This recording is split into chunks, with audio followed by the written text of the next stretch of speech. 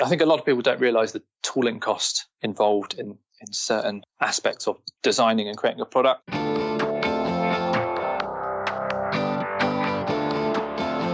Hey, my name is Felix Tia, and I'm the host of Shopify Masters, a weekly podcast powered by Shopify, the easiest way to sell online, in person, and anywhere in between. Each week, we invite entrepreneurs like you to share what they've learned growing successful e-commerce businesses. In this episode, you'll learn how to use big brand strategies when starting a smaller business, the hidden six-figure costs in manufacturing, and how to use Facebook ads to introduce a new product to the marketplace. Before we get into our show, I wanted to take a moment to talk about the Shopify App Store. Shopify apps help you easily customize and add features to your store to make it your own. The App Store hosts over 4,000 apps built specifically for Shopify businesses. Shopify developers all over the world built these apps to help you save time and unlock a range of new features, from showing your Instagram feed on your store to offering loyalty rewards and more. Check out shopify.com/app store for the latest Shopify apps. Today, I'm joined by Kirpal Bharaj from Stay 60. Stay 60 produces reusable water bottles that combine a sleek, Scandinavian-inspired aesthetic with intuitive design innovation, and was started in 2017 and based out of London. Welcome, Kirpal. Hey, Felix. So the idea behind this business started with your own experience with the dehydration. So tell us more about that. Yeah, it was a funny experience. So it was just a routine blood test, just kind of a usual checkup that you need to kind of, make sure that everything's, I suppose, working correctly. I suppose you get to a certain age when you're over, 30 years of age, and you kind of need to just check that things are ticking along okay. So it was a case of the nurse not being able to take any blood from my veins during a routine blood test, and which I thought was really strange and quite worrying. But apparently it was just a case of just severe dehydration. And she's like, look, it can happen quite a lot. So it's more common than we realized. And actually, it happened to my father as well, strangely.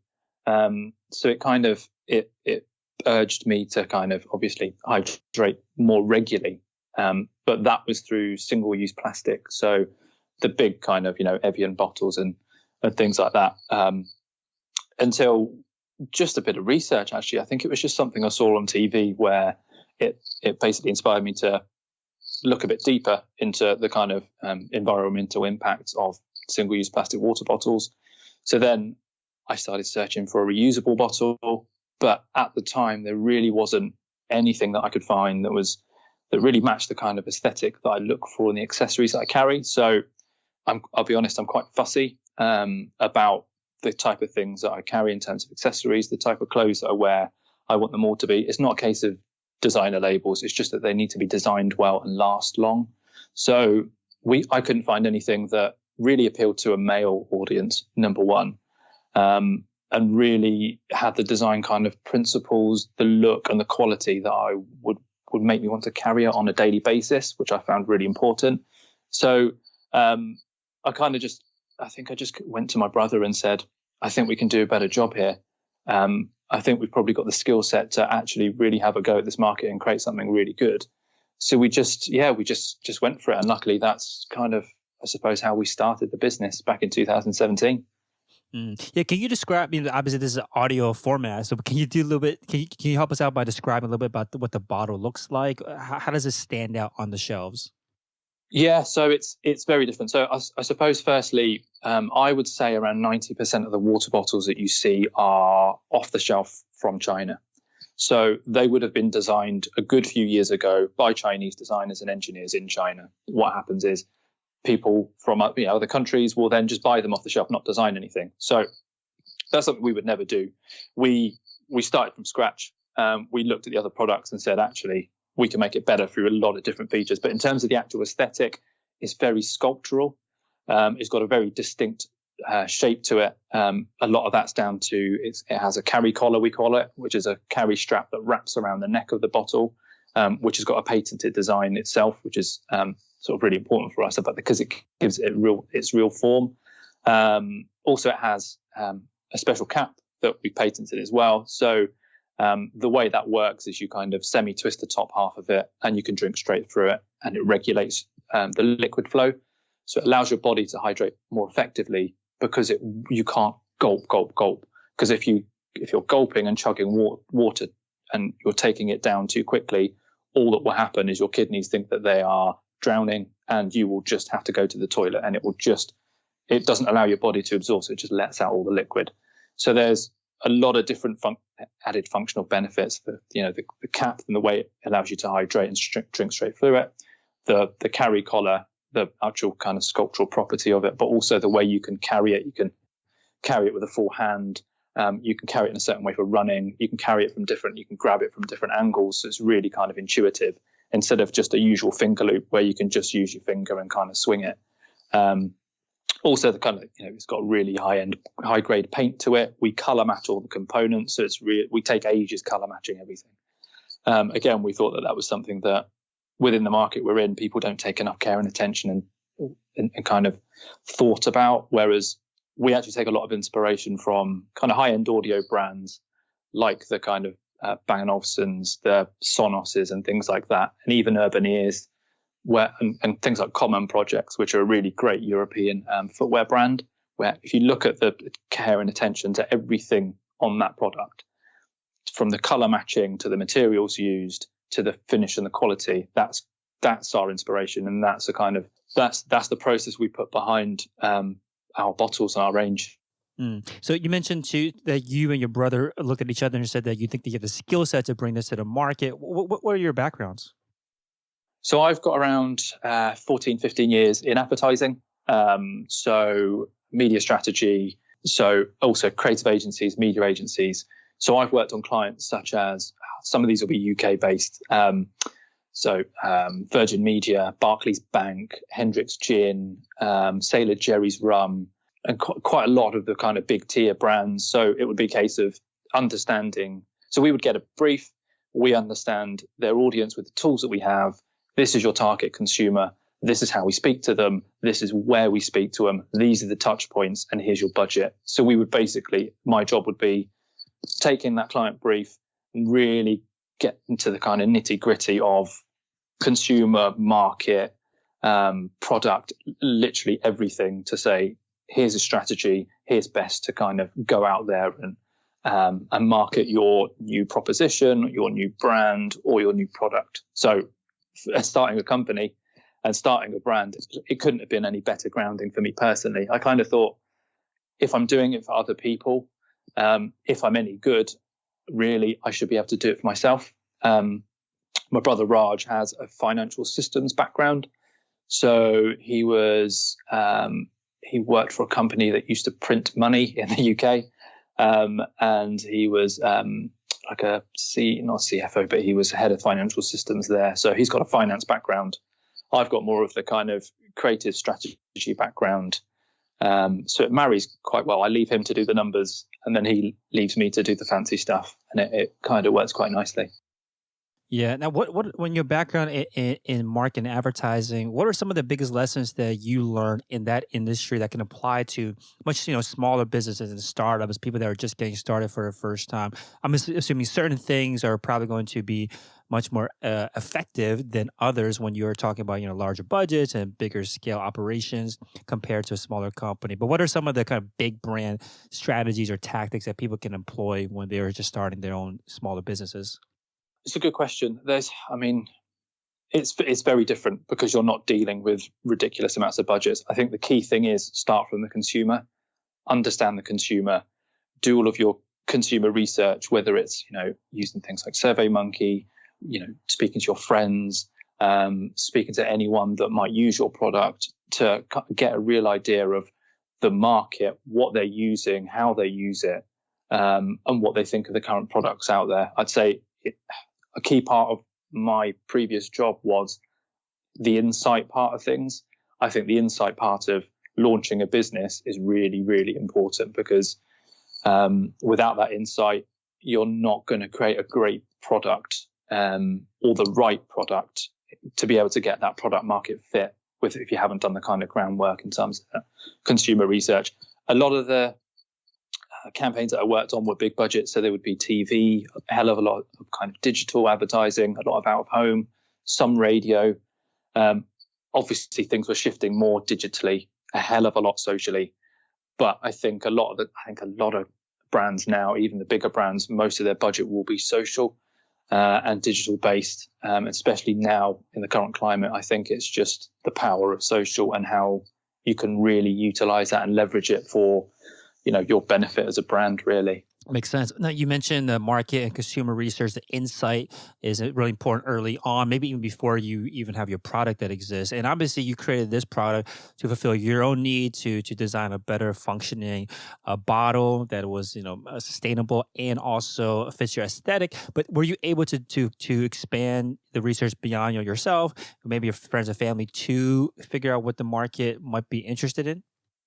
Yeah. So we did some kind of survey monkey stuff with mainly a lot of my kind of friends within the industry that I was in, but also within our design team as well, and kind of their friends and people like that. So a lot of it was looking at what's out there in the market, why they weren't great in terms of the products. There are some very good products, but there are some very bad products as well. So it was a lot of it is looking at what's already there and kind of how we can improve it, then speaking to the consumers to see how they would use it and how we can think we could add certain elements to the product to make it more of an accessory that they would want to carry daily around with them. What makes it a better product for them to use more regularly, so to hydrate more, but also use less single-use plastic, because we are adding those bits that they really want, key to them carrying it more often, I would say.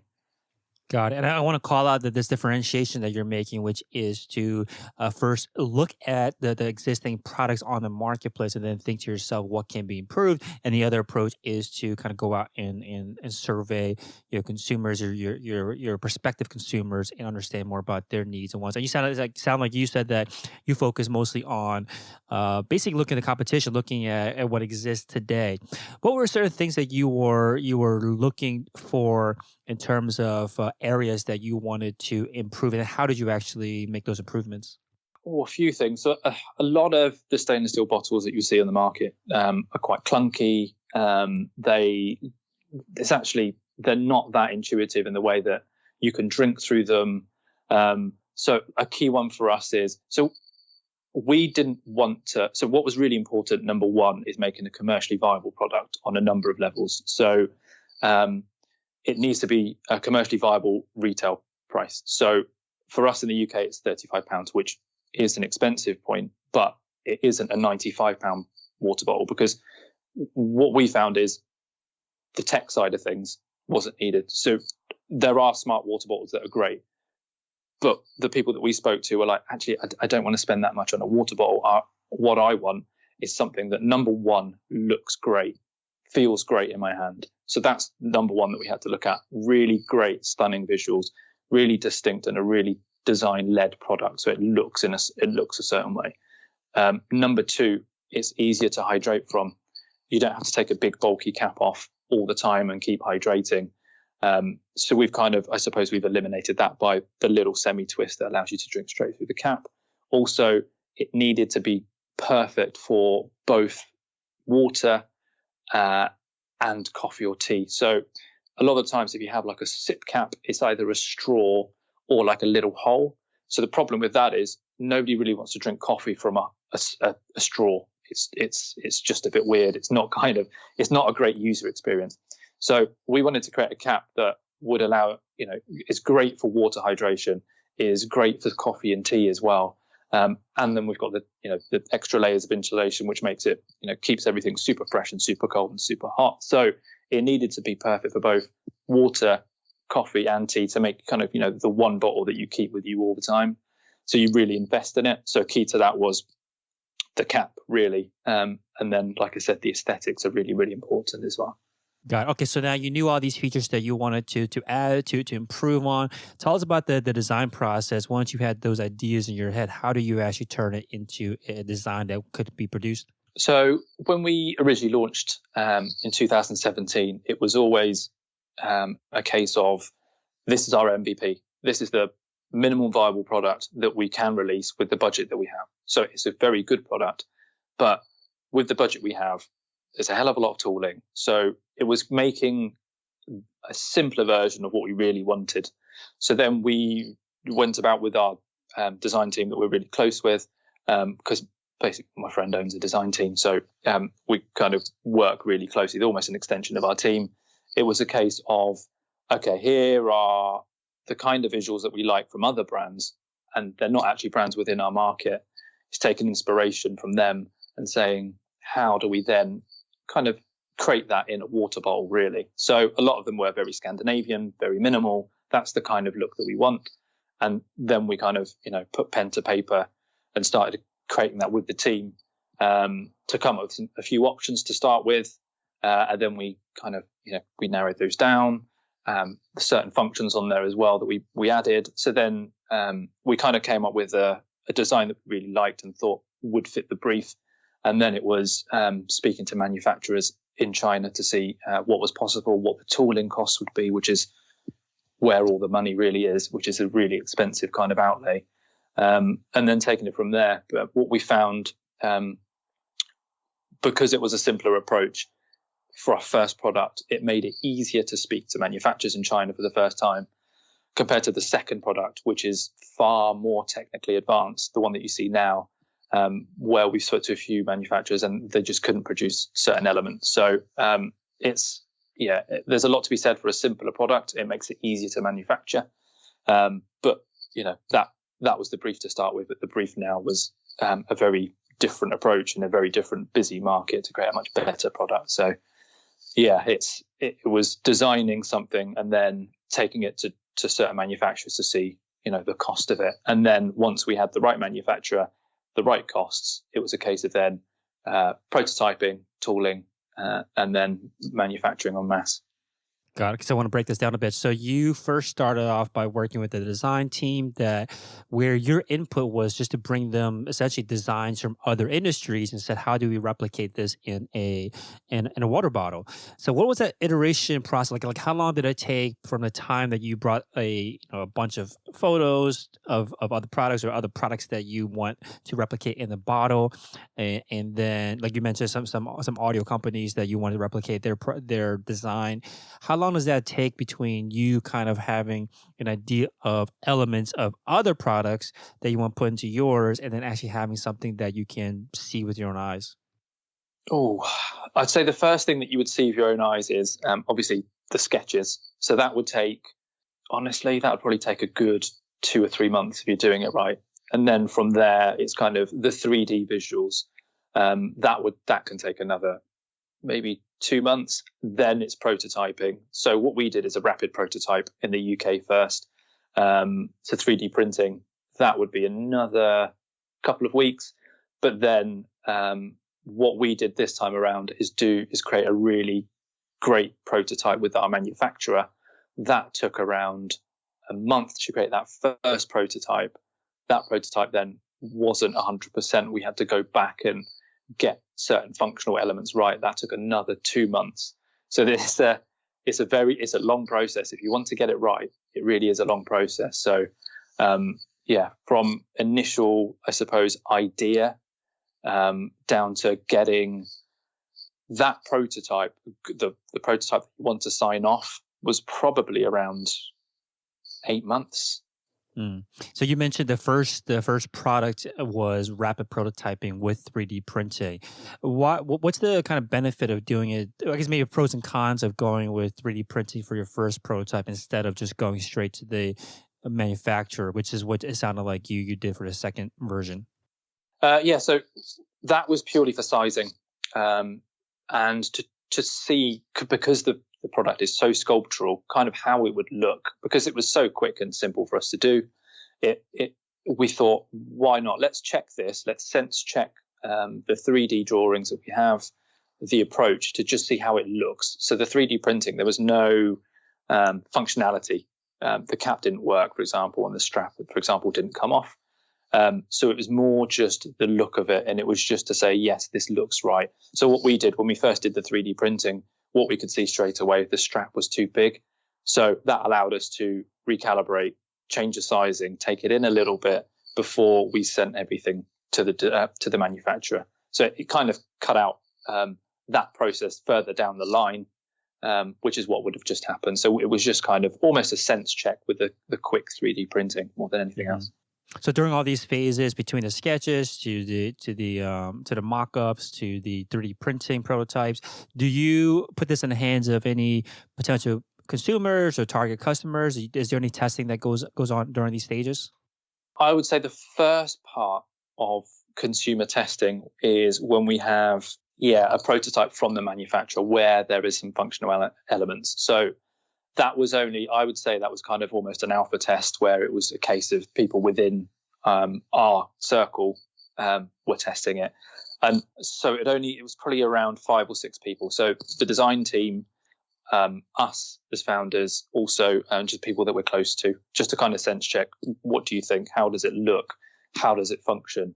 I suppose we've got a kind of a tight-knit group of people that we really trust and we really rely on to give us good sound opinions, because they have very similar kind of tastes. The aesthetics that they like are very similar to us. The kind of brands that they really like are very similar to what we like. So I suppose we have some trusted people that we can always go to and get their opinion. So that's kind of the first bit. The next stage was when we had a proper coloured pre-production samples.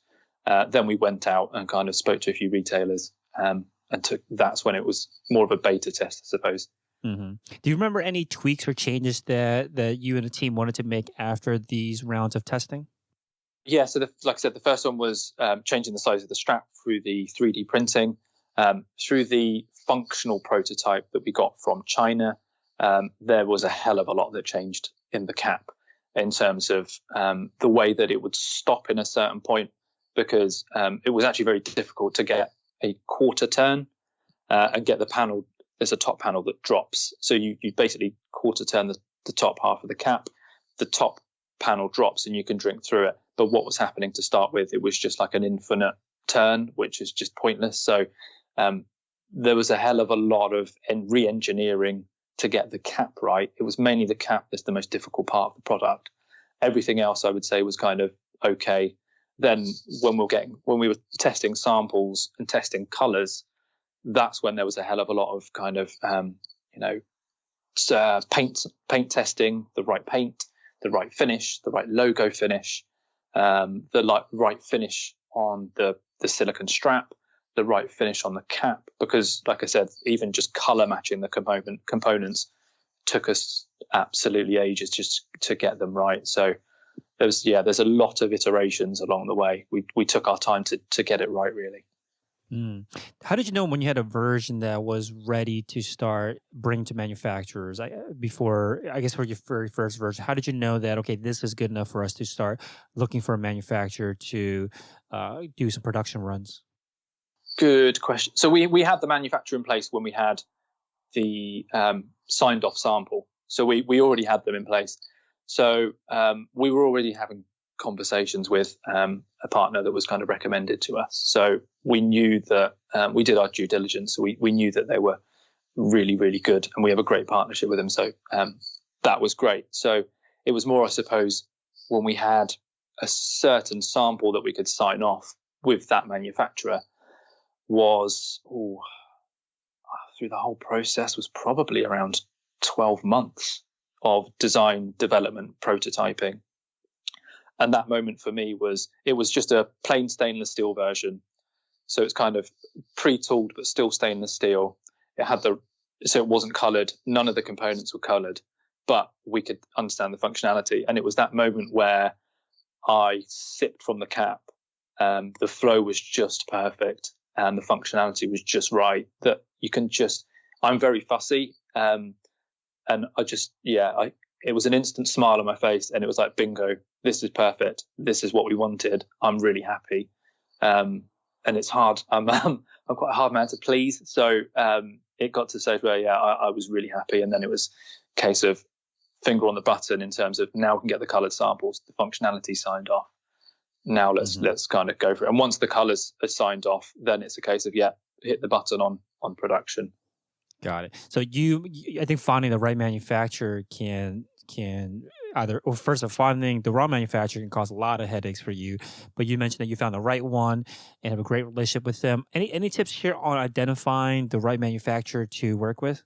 Yeah. So to give you a bit of background, so the first product that we created was with a different manufacturer than the one we have now. So we sold out of our range at a certain point, but we were still in the process of moving manufacturing. But we wanted to take our time to get it right and get the right manufacturers on board and get everything spot on. So we had a kind of a phase of around 6 or 7 months where we were completely offline, and we had people coming to us and saying, "Can we still buy your product?" And retailers saying, "Can we still get your product?" So, "No, I'm really sorry, but we don't want to sell that. Just if you can wait for like a few months, then we'll bring something new, and you'll love it, and we'll take it from there." So one of the reasons that we shifted was they were not a great manufacturer. There are a lot of things that can go wrong in manufacturing in general. Obviously, there's a hell of a lot that can go wrong in China, especially with IP potentially, or just communication not being great. So we learned a hell of a lot from being quite green and almost too trusting with people we didn't really know. So then moving forward, we have NNN agreements, we have multilingual manufacturing agreements, we have everything in paper. All of our IP is protected in China as well. So we have really done things properly this time compared to the first time when you just don't know, you just kind of jump in. But then what's really important is having that trusted manufacturer. So first time around, we went through Alibaba, which wasn't a great idea. Trade shows in China or in Hong Kong are a great place to find manufacturers. Like I said, ours was recommended to us. If you can get a recommendation pretty much on anything, but especially a manufacturer, it's worth its weight in gold. If you know they work with good people and good brands. The manufacturer we work with some of the biggest brands. So we knew we were in good hands as well there. So it's always good to understand who they work with, what they manufacture, and taking a look at, the quality of that production. And we knew we were in safe hands as soon as we saw kind of the quality of their output and who they worked with. Hey, real quick, if you're enjoying the show, please leave us a review on iTunes to let us know what you think or what you'd like to hear more of. Now, let's get back to the interview. Awesome. So you mentioned too about a lot of the potentially unknown or hidden costs with working with a manufacturer for the first time. Can you go over some of those? Like, what are certain things that maybe surprised you, or that you can foresee other first-time entrepreneurs being surprised by when it comes to working with a manufacturer for prototyping or a production run? I think a lot of people don't realize the tooling cost involved in certain aspects of, I suppose, designing and creating a product. So obviously you need a tool or a mold to create certain components of a product, and that can cost a fortune, especially if you have a lot of components in your product. So always scope out estimates for tooling, I would say, is really important before you really do a lot of things, because you could have designed something that's great and you're really happy with it. You could have paid a design team a lot of money to create that, and then you don't realize that you need to spend 6 figures on tooling something. So it kind of, kiboshes everything. Also for us, I think quality control with any manufacturing is really important. On our first round of production, we had to actually get a quality control team to check every single individual product, because we weren't 100% on the quality of their output. That cost a fortune. They had to check every single bottle before we shipped it. So you don't want to get yourself in a situation where you have to have such an extensive QC process, because it will cost you a fortune. And a lot of that stems from basically bad manufacturing. We didn't have to do that this time. We had a good level of quality control where, again, it's a third-party team who go in and check, a sample size of your product. They'll check everything from the packaging, from the barcodes, to the quality of the paint finishing, from the insulation to the way that certain things have functioned. Absolutely everything, through the weight of the product to the size of the packaging, everything. So always have an extensive QC process. if all goes well, it should just be a sample size of your whole production run, just more of a case of like sense checking, and it just puts your mind at ease more than anything else. Because if you have a good manufacturer, then the quality of the production should be good anyway. So it's making sure you have a good manufacturer is the key and most important thing in China, I would say, in terms of manufacturing. Got it. So that first production run where you were creating units for sale, how big was that? The first initial production run was for the first product, or for the new range? The first product. So that was, I think it was around 6,000 units. Now, how did you get traffic to the store once you got those up 6,000 units? How were you able to get prospective customers to come and check out the product? So that was pretty much, I think, all through Facebook. So all Facebook advertising. So I'm self-taught.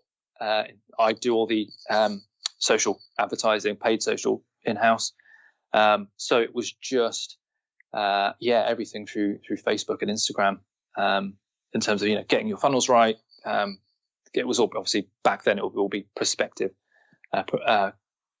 awareness based targeting to really get our brand out there, and it seemed to work quite well, because I suppose the initial product launched in a stage where less competition in our market. Now there's a hell of a lot more competition, and there's a hell of a lot more people on Facebook, trying to get eyeballs and impressions. So we had pretty good cut through, some good creative, and a product that was distinct and stood out. So all of those things kind of worked really well for us on Facebook and allowed us to pretty effectively and efficiently sell all of our stock within a certain amount of time, obviously. Got it. Okay, so with Facebook advertising, you mentioned at first was just building awareness for your brand, for your product. How do you introduce a new product, a new brand to a marketplace that obviously has never heard of you before? I've always said that it's kind of product is king or queen.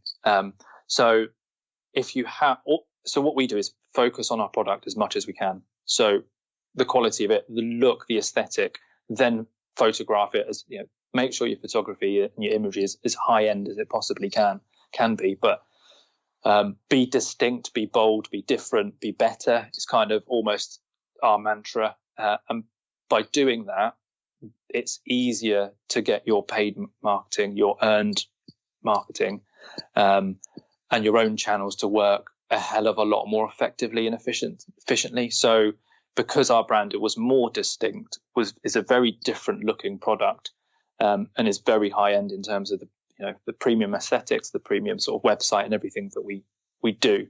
It allowed us to get awareness and cut through probably more than we should have. More, every pound that we would spend worked efficiently because we took our time to create a very, very good product, get the branding right, get the imagery right, which made our paid for channels work better and sort of more effectively and more efficiently. But yeah, like I said, it was, and then the creative was very distinct. We used, some really nice GIFs, some stop animation, and some really high end photography, and it allowed us to kind of cut through and do pretty well within our market and within Facebook, which is, everyone's feed now is full of ads. So you just have to be distinct and sort of be bold and be better, whether it's your product or whether it's your advertising as well. So it was about being distinct to get the awareness, really. Got it. So did you hire an outside agency to do the photography? It sounded like you did photos, but also some animation or video as well for the product. Yeah, so it's all outsourced. We have a good tight knit team of photographers, animators, and people that we work with, that gives us the kind of premium look and feel that we want. I always think get the best images that you can, the best photographer that you can, obviously on a budget. But it makes you feel like a much bigger brand, and especially for us. I mean, we're asking people to spend £35 on a water bottle, so we have to have everything looking right, and everything super premium. So the photography is a real part of that, because especially on Instagram, everything is super visual at the moment. So we outsource everything just to get the highest quality that we really can. Got it. Now, how do you effectively work with a photographer that or a creative agency that you hire to make sure that the assets, the creative that you get at the end of the day ends up the way that you want it to look? So I kind of see myself as a co-founder and a creative director as well. So I kind of not storyboard the shoot, but I know what I want or what we want as a team. We've got an idea of the aesthetic that we want. And again, a lot of that is looking at other brands. And again, it's not in our market, it's brands in other markets that we really like, that kind of imagery. And then we'll just speak to the photographer and say, look, we love this. Can we emulate that? What we'll do, we'll have a set designer as well as part of that. And then between us, we kind of come up with a mood board of what we want. And then the set designer will create, the assets. But we will be at the shoot to make sure everything looks right and that everything's kind of on brand, I suppose. But we're confident the people that we use, that they understand the aesthetic that we want. It's just more of us to be there to again, it's just a sense check. It might be a bit of input here and there, a bit of direction in the styling and things like that. At the end of that shoot, do you remember how many assets you walked away with for your advertising? What is a good amount that other entrepreneurs should aim for to have enough for you to use in paid advertising? This is a good question. I like to get as much as I can, probably too much sometimes. I probably push my luck a little bit in terms of the amount of output that I want from a shoot. Sometimes you think that can be a good thing, but what happens is it can deteriorate the quality of certain things. I personally think now how it should be a case of focusing, understanding what you want from a shoot. So whether it is a still life shoot, whether it is a lifestyle shoot, whether it is animation, what we've done sometimes is try and squish them together and kind of have everything in one. We've had a shoot where we've had probably around 50 to 60 assets, and I would say we've probably used about 20 of them, whereas I think we could have got better quality if we had separated things, which is what we do now. So, I mean, you get photographers that are better at certain things and will specialize in certain things, whether that is still life versus lifestyle. What we've done before is try to put a still life and a lifestyle shoot in one, and it hasn't worked anywhere near as good as focusing particular shoots. But I would say you would want at least 20 assets that you can use from a shoot. Got it. Okay, so now once you set up those Facebook ads with those assets that you have, where are you driving them? Is it just to a product page, or like where on your website do you drive paid traffic to? It's a bit of both. So it depends. So if we're using a carousel ad, and carousel ads can work really, really well. So that's where you will show like a collection of products that you have on sale. So for us, it works well because we currently have 4 products. They're all the same product, but just in different colors. So we just have the 4 in a carousel with color match backgrounds, and it's really distinct and it works really well. It's minimal, but it creates good cut through. And what I've noticed on Facebook, if you get it right, what seems to happen with carousel ads is you get a hell of a lot more impressions than a normal kind of one unit ad. So that could work quite well. And what that does, that drives straight to that product page of that particular ad. So it's almost like a shopping page, a shop listing page on Facebook. So you can select the product you want to look at, click on it, and go straight to that product page. That works well because there's less friction. But the problem is it doesn't allow you to do the kind of mid sales point, which is sell people into the brand, unless they're going back into the website. Then it's a bit counterintuitive. So we have a combination. We have like a carousel ad that goes straight to the product page and is a lot less friction in terms of that purchase journey. But then we have some animation which drives just straight to the homepage. So what that does is allow people to flow through, understand the brand, understand what we do in terms of our sustainability initiatives. They can see more images of the product and why we're better and the spec of the product. So it's a combination of both, really. Then we have retargeting ads at 2 different levels. Actually, we have, I think, 3 different levels at the moment. One is just people that have clicked on the website and that optimizes for purchases, abandoned carts. and then a reach-based one, which is you know, a much more cost efficient in terms of hitting more numbers. It's more kind of mid-funnel retargeting, I suppose, so hitting more people that have sort of clicked on the website. So there's quite a few layers in the way that we do it. So I think when, especially when you're just starting out, when you have smaller budgets, I think it's easy to default to think transactionally, like, how do I get the sale now? If I show an ad now, they click on it, how do I get the sale within the next minute? You're saying that sometimes it's or for you, you also have this desire to sell them into the brand. Can you say more about that? Like, how, if you were to do that and sell them into the brand first and the mission and the values, where do you take them in, and what does that look like once they arrive? So I suppose there's a couple of things. So we try not to greenwash people by talking about plastic pollution all the time. That's a real problem at the moment. There are too many brands that are just talking about that and actually don't have a great product. So we try not to talk about plastic pollution too much. We do on our ethos page. And I suppose firstly it is the design principles, and we sell them into the design of the brand, and why it's better, why it's tangibly better, and also kind of more of a slow fashion look at it. So you buy better, you buy less, which means that there's less natural resource being used, there's less carbon being emitted, because you're buying it once and then you keep it because it's made so well. So that's one thing in terms of the sustainability story. Then the other part of the sustainability story is the fact that we help with the prevention and collection of single-use plastics in the ocean, through partnership with Plastic Bank. So we donate to them as part of each purchase, to help kind of almost offer a root cause solution to plastic pollution. We also offset all of our carbon through wind farms in is it Luzon, I think it is, in the Philippines. So there's a lot of different elements to it. So we drive people to the homepage. That's more about the aesthetic and the design of it, and the slow fashion and the quality. Then if people want to actually find out more about our sort of ethos, then there's another page that talks about the more kind of, us giving back and helping in terms of offering a root cause solution to plastic pollution. So there's a couple of ways we look at it, but we don't oversell it. We don't hammer people with it. There's nothing about it in our adverts. Our adverts are just, here's the product, here's why it's better, and then we sell them into the kind of sustainability, initiatives, and the slow fashion element within different pages on our website.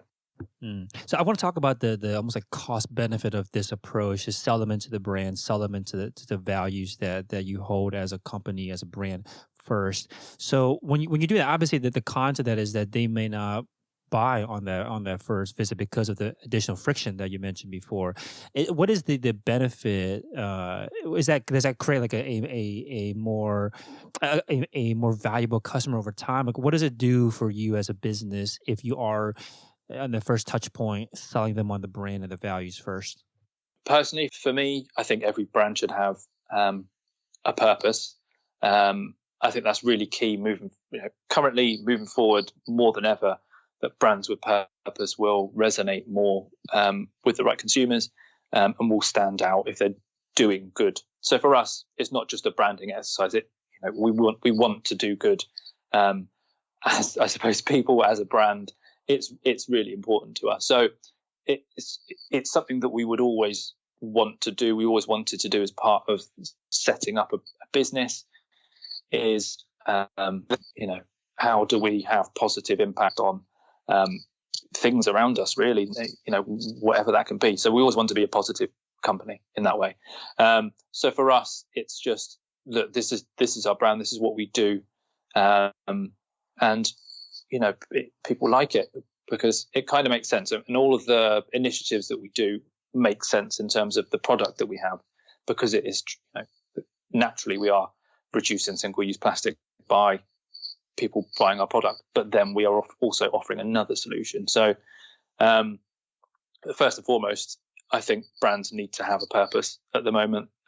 You'll see more and more brands doing it. I think pretty much all brands will be doing it now, but I think consumers can then understand that they can trust you as a business, you're doing the right thing, so that trust can lead to more sales, and more repeat customers. They will talk about you more to people, so more word of mouth. So yeah, there's a variety of ways of looking at it. But first and foremost for us, it's for us personally. We would always want a brand to start a brand with purpose. Got it. So not necessarily like a profit and loss statement decision that you're making here. This is more about almost for personal reasons, which is obviously totally valid. So you mentioned to us that one of the best ways for you to drive more new customers is through PR. So you've been featured in British GQ, Wallpaper Magazine, The Guardian. How are you able to land that kind of press? Yeah, we did quite well. Thankfully, the press got behind us quite well. We used a PR agency, so we did outsource that. So a really good team, and we used them again for the launch of our new product. And also because, again, being a brand with purpose, it does help because it does give you that story. It does help with the press.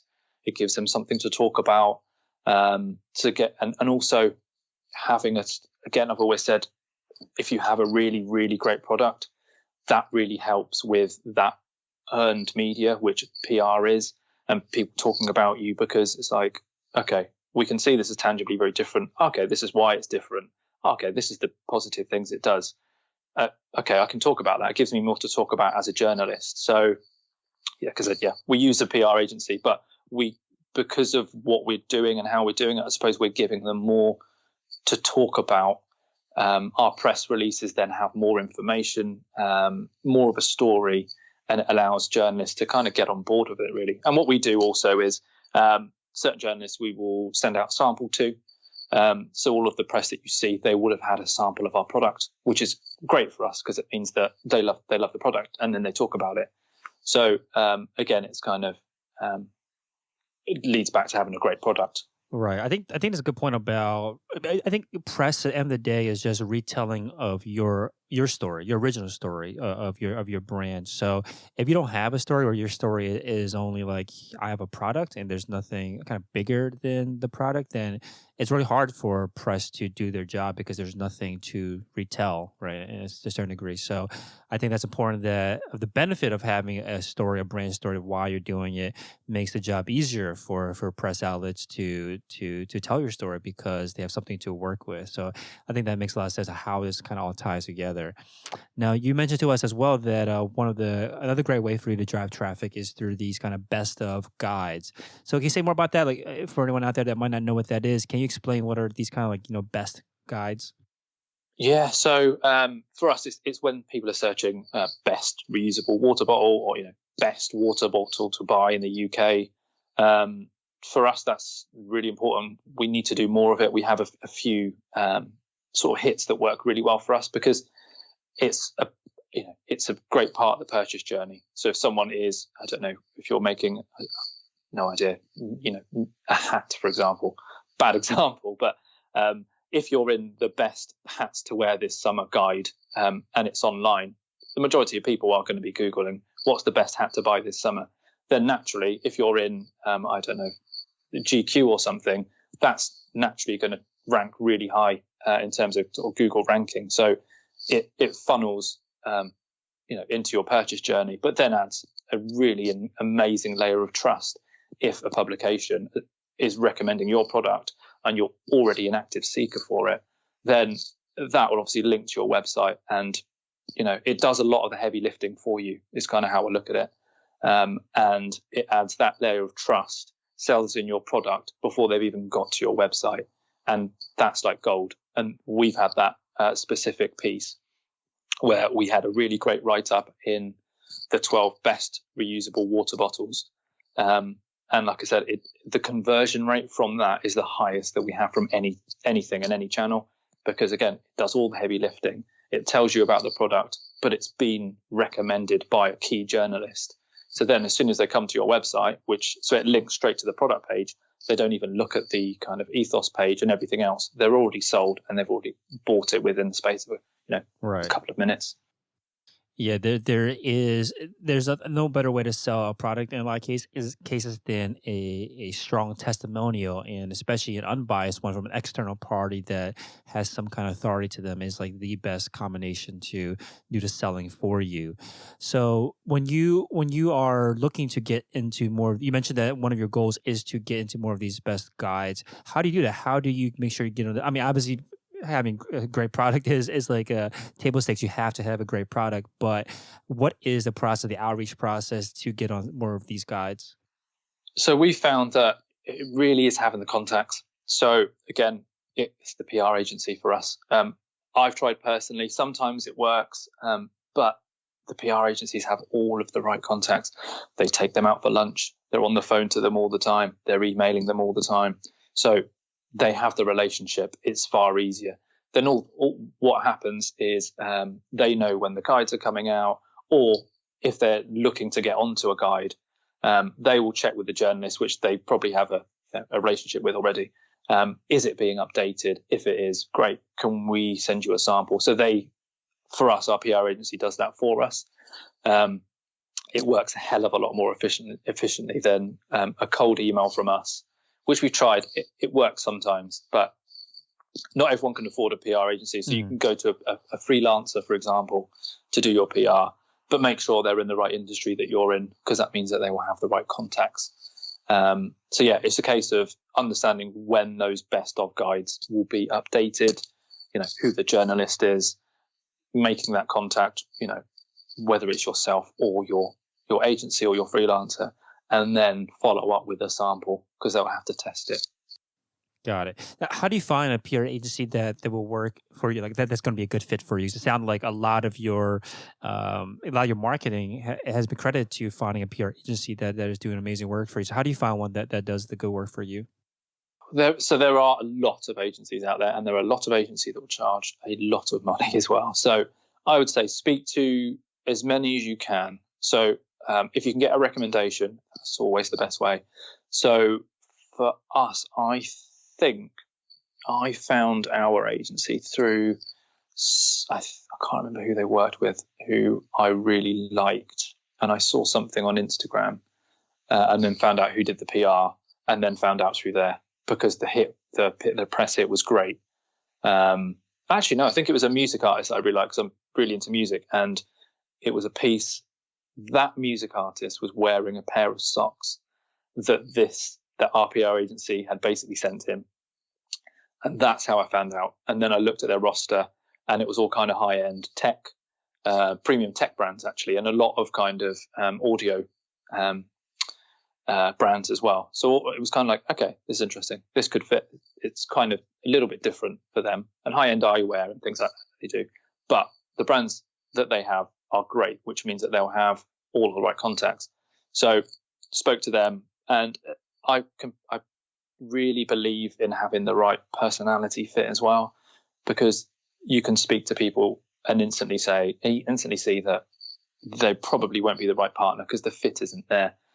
But as soon as I spoke to our team, it was like, okay, yeah, good guys, you can trust them, and also just relax, not too salesy, not too pushy, because a lot of the PR agencies are very salesy and very pushy, because that's what they do on a daily basis, is sell your product to journalists. So it's getting that right fit. It's finding, the roster that they have, if it's right, if it's similar to yours, which means that the journalist contacts that they have will be in the right market for you as well. But I think how we did it is, if you look at a brand that you like, find out who their PR agency is, then that might be kind of a good way of doing it, an easy way of doing it.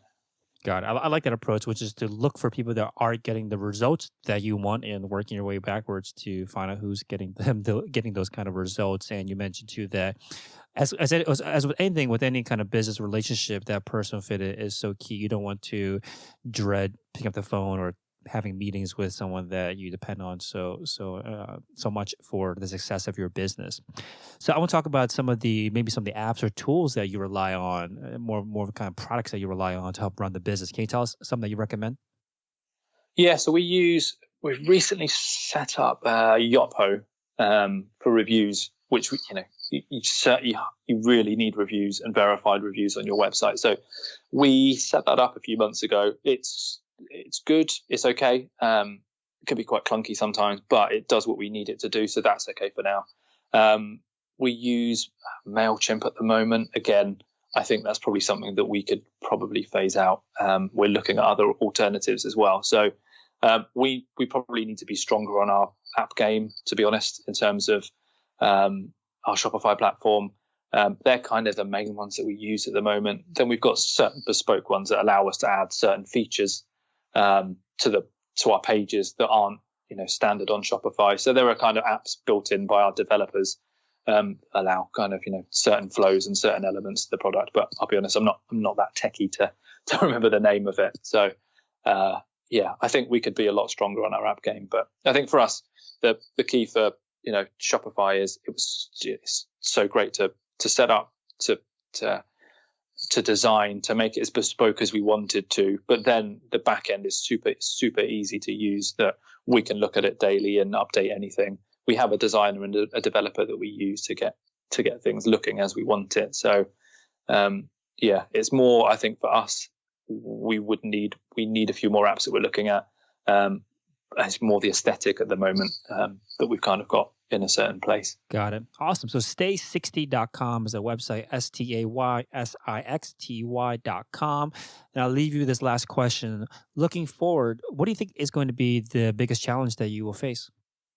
The biggest challenge for everyone, and especially small businesses, is the new norm after COVID. How does that look? How does that change consumers' purchasing behavior? Will there be less consumer confidence? How does that affect digital sales? How do you optimize the DTC side of things? Because retail is going to be a completely different ballgame. So there's a hell of a lot that comes out of what has happened with COVID-19, and how do we respond to it as small businesses, as digital native businesses. How do we best optimize for the new norm, I suppose, and make the most of people buying digitally more than they ever have, but having less consumer confidence. So I think it's seeing what happens in the next few months and after COVID-19, understanding what the new norm really is, and then seeing how you can really respond to it from there, really. Yeah, I'm sure that's the same thought on a lot of entrepreneurs' minds. So I appreciate you coming on and sharing your experience. Thank you so much, Kirpal. Cheers, Felix. Thanks for tuning in to another episode of Shopify Masters, the e-commerce podcast for ambitious entrepreneurs powered by Shopify.